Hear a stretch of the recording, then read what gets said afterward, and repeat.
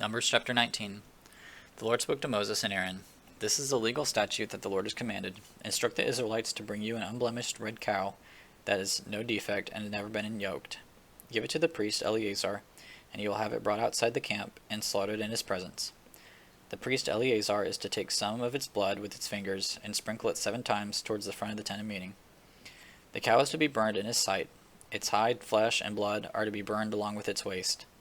The priest is to take cedar wood, hyssop, and crimson yarn, and throw them into the fire where the cow is burning.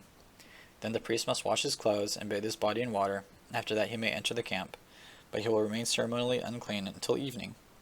The one who burned the cow must also wash his clothes and bathe his body in water, and he will remain unclean until evening. A man who is clean is to gather up the cow's ashes and deposit them outside the camp in a ceremonially clean place.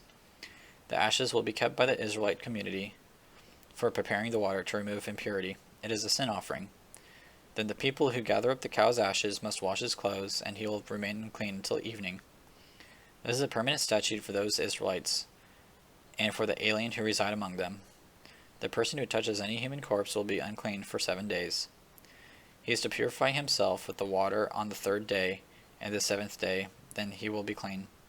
But if he does not purify himself on the 3rd and 7th day, he will not be clean. Anyone who touches a body of a person who has died and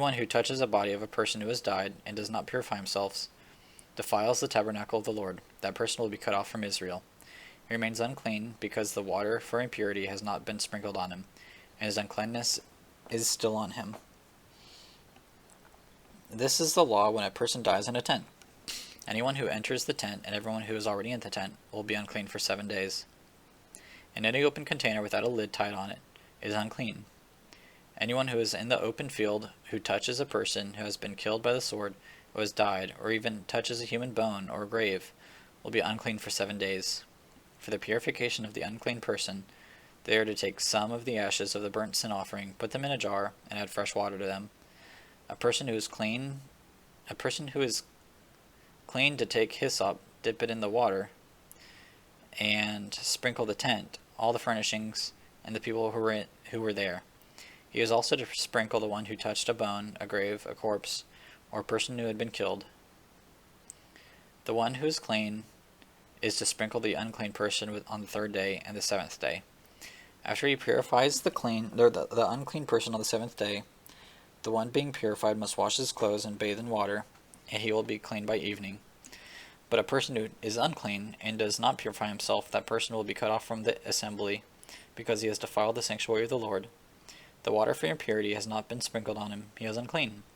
This is a permanent statute for them. The person who sprinkles the water for impurity is to wash his clothes, and whoever touches the water for impurity will be unclean until evening. Anything the unclean person touches will become unclean, and anyone who touches it will become clean until evening.